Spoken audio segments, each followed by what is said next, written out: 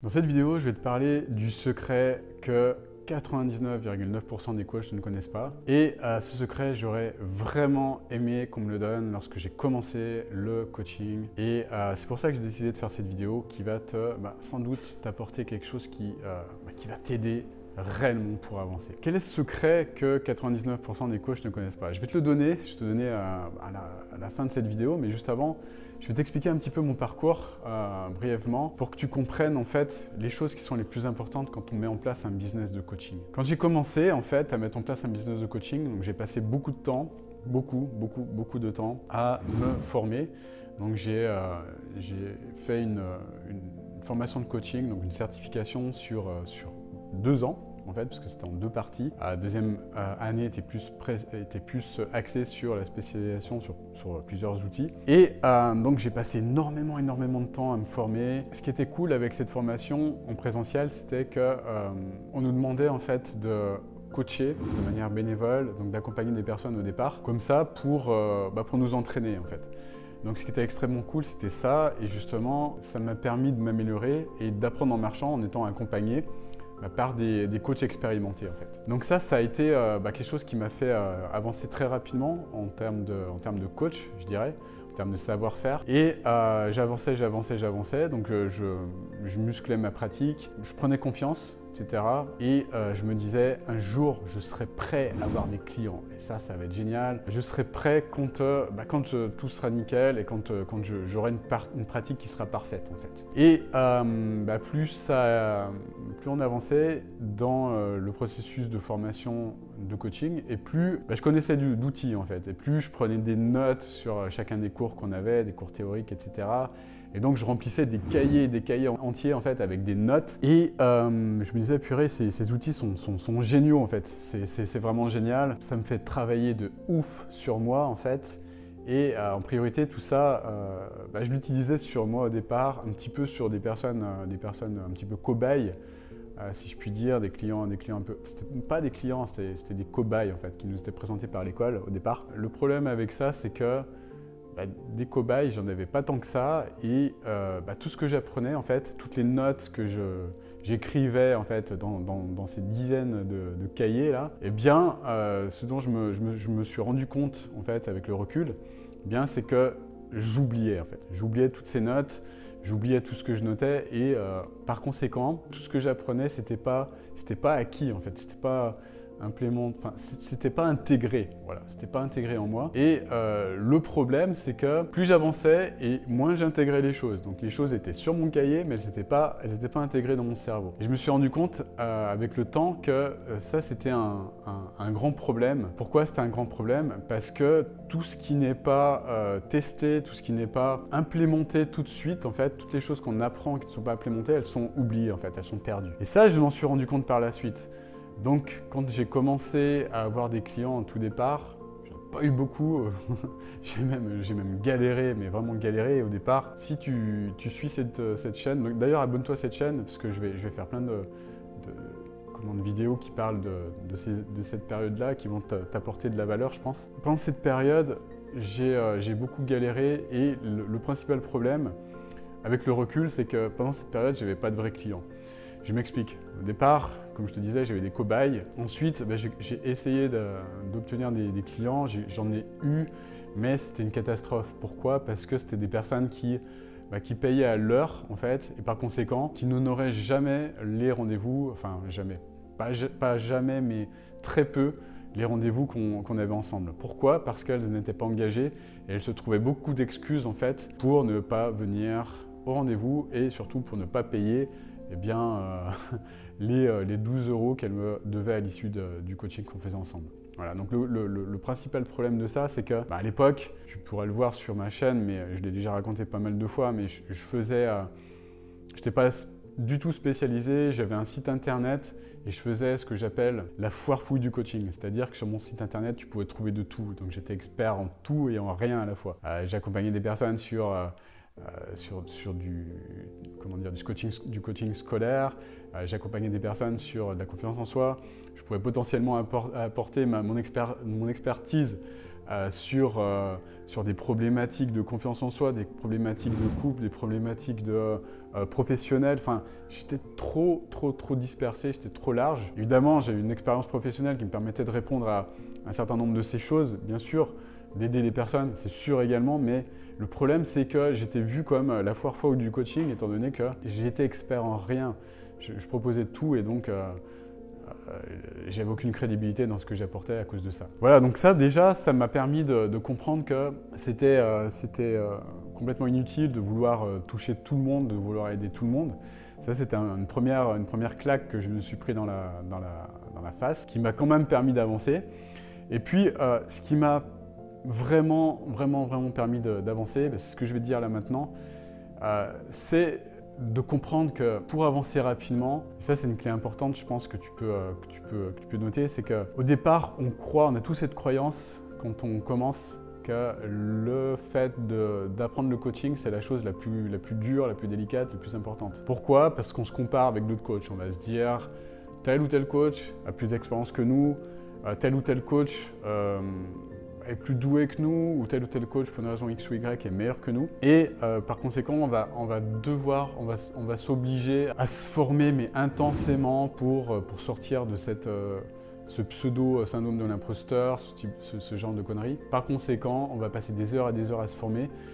Mais ce qu'on ne sait pas, ce que la majorité des coachs ne savent pas, 99% des coachs ne savent pas, c'est sûr au départ, voire même 100%, c'est que le plus important, le plus dur en fait, c'est pas d'apprendre le coaching. Le plus dur quand on commence, c'est de trouver des clients. Et ce qu'on ne sait pas, c'est que quand on veut devenir coach, on se crée cette identité de coach, on se dit je veux devenir coach à tout prix, mais en fait, un coach sans client, c'est pas un coach du tout. Un coach sans client, c'est juste quelqu'un qui a fait une formation de coaching, qui a des connaissances qui sont écrites sur un cahier. C'est juste quelqu'un qui a accumulé des notes, comme moi j'ai pu l'être, évidemment. Mais c'est pas, à mon sens, c'est pas un coach. Un coach, c'est quelqu'un qui a des clients. Un coach, c'est quelqu'un qui aide des personnes à obtenir un résultat, à obtenir une transformation, et qui se fait payer pour ça. Pourquoi? Parce que un coach qui ne se fait pas payer, déjà, c'est quelqu'un qui aura beaucoup de mal à apporter une transformation. Pourquoi? Parce que les personnes qui vont suivre tes coachings bénévoles, eh bien, elles ne vont pas s'engager en fait. Tout comme les personnes qui annulaient le rendez-vous que je te décrivais tout à l'heure. Ça, c'est également quelque chose que j'ai fait, hein. Ça fait partie de mon expérience. C'est pour ça que je t'en parle. Et le plus important en fait, dans tout ça, c'est de comprendre que le métier de coach, c'est quelque chose d'extrêmement facile à apprendre. C'est quelque chose d'extrêmement rapide à implémenter pour peu que tu aies des clients. Et que dans tout ça, le plus compliqué en fait, c'est de trouver ces clients, d'apprendre à les trouver. Et je dirais que si les choses étaient à refaire, franchement, je referais les choses d'une autre façon. C'est-à-dire que j'apprendrais déjà à comprendre comment trouver des clients et surtout, comment devenir un entrepreneur. Pourquoi? Parce que le plus compliqué, c'est pas devenir coach, c'est pas être coach. Le plus compliqué dans tout ça, c'est être entrepreneur. Pourquoi devenir entrepreneur? C'est tout simplement, ça revient à ce que je te disais tout à l'heure. Un coach qui n'a pas de clients, pour moi, c'est pas un coach. Un coach qui ne délivre pas de cette manière-là, c'est pas un coach pour moi. Et pour devenir un coach, il faut déjà comprendre comment devenir un entrepreneur ou une entrepreneur. Et ça, c'est la chose qui est la plus importante à apprendre, je dirais la plus dure en fait à comprendre. Comment devenir un entrepreneur. C'est pas si dur que ça s'apprend. Et ça s'apprend si tu es humble, eh bien tu y arriveras. Parce que sur le parcours pour devenir un entrepreneur, il y a des obstacles. Et les obstacles, il faut savoir les gérer justement. Et il y a beaucoup de personnes qui arrêtent, qui mettent fin à leur rêve justement de devenir coach parce qu'elles comprennent que pour devenir coach, il faut devenir avant tout entrepreneur. Donc, qui se heurtent à ces difficultés entrepreneuriales et qui mettent un frein, un gros coup d'arrêt justement à leur progression de coach à cause de ça. Parce qu'elles se disent « Ah ouais, mais on ne m'avait pas dit ça en fait avant. On ne m'avait pas dit que pour devenir coach, il fallait trouver des clients. On ne m'avait pas dit que pour devenir coach, il fallait aussi savoir gérer une entreprise. On ne m'avait pas dit que pour devenir coach, il fallait devoir faire de la comptabilité, il fallait savoir faire du marketing, il fallait savoir parler de soi, il fallait savoir se montrer, il fallait savoir sortir de sa zone de confort aussi, il fallait savoir se bouger aussi, il fallait apprendre à se bouger les fesses massivement en fait. Et franchement, j'aurais vraiment apprécié d'avoir à l'époque un mec comme moi qui fasse une vidéo comme ça pour dire ce genre de choses parce que c'est ce qui se passe réellement Et c'est ce qui fait que beaucoup de coachs abandonnent en fait en cours de route en découvrant cette vérité justement. J'ai beaucoup de personnes qui se questionnent, qui veulent faire coach ou qui sont en cours de formation et qui se disent est-ce que j'ai besoin d'apprendre à trouver des clients? Bah ouais, c'est une urgence. C'est ton urgence en fait, de trouver des clients.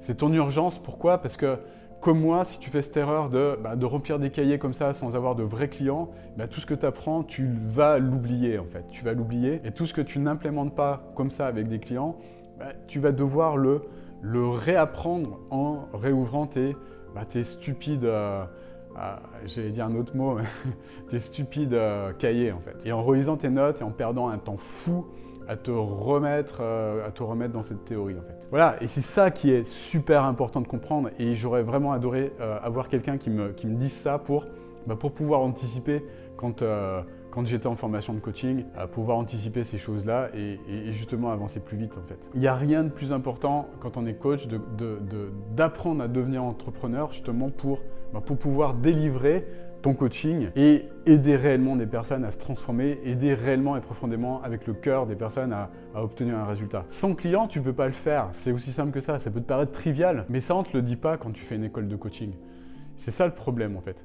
Et c'est ce qui fait que 90% voire plus des coachs ne vivent pas de leur activité. C'est pour ça que les coachs, dans leur grande majorité, abandonnent en fait et reprennent leur ancien job ou font autre chose en fait. Font autre chose parce qu'ils ne le savent pas ce que je viens de te dire. Voilà, donc c'est en ça que c'est hyper important que tu commences désormais à comprendre comment trouver des clients et que tu commences à les trouver maintenant en fait, ces clients.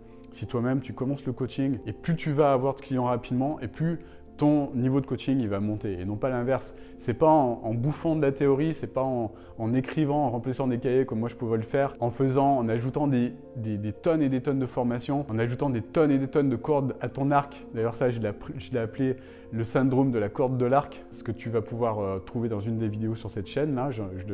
Je t'explique ce que c'est que le syndrome de la corde de l'arc. Tu vas éviter de passer par ces phases par lesquelles je suis passé et c'est ça qui va te permettre de percer dans ce métier parce qu'il y a beaucoup de concurrence et surtout c'est ce qui va te permettre d'obtenir une activité qui est pérenne sur la durée. Ensuite, trouver des clients, tout ça, tous ces aspects-là, j'en parle dans plein de vidéos sur cette chaîne et puis j'en parle également dans cette formation que j'ai faite spécialement pour toi, que tu vas trouver dans le lien ci-dessous, qui va te permettre de comprendre exactement comment faire dans les années 2020 et plus pour trouver des clients avec les techniques de 2020 et plus, comment automatiser, comment créer sans avoir à te montrer au départ en tout cas, et comment dépasser des chiffres d'affaires pour que tu puisses contribuer.